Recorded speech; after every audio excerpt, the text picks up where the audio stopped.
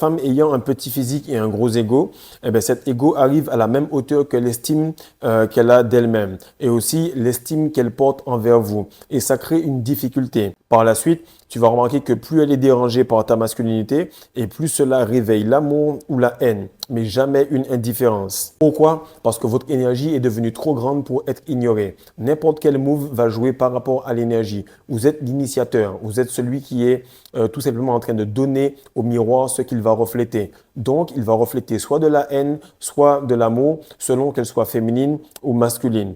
Et un homme en place, il va tout simplement attirer beaucoup plus de haine que d'amour, car son aura vient du fait qu'il gère cette énergie pour lui-même. Donc la femme se dit, wow, j'aime beaucoup ce bijou, cet objet, cette puissance.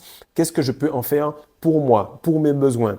Lorsqu'elle essaye de manipuler cela, elle se rend compte que cette aura, cette puissance, cette force est comme cela parce que cette personne-là prend cette énergie juste pour elle et retourne cela vers elle. Et elle peut en avoir un petit peu seulement si elle fait quelques devoirs, seulement si elle est un peu plus féminine, seulement si elle se soumet un peu. Et tu vas remarquer que un homme qui te dit qu'il attire beaucoup de femmes, que les femmes sont très douces avec lui, est un homme qui n'est pas réellement masculin.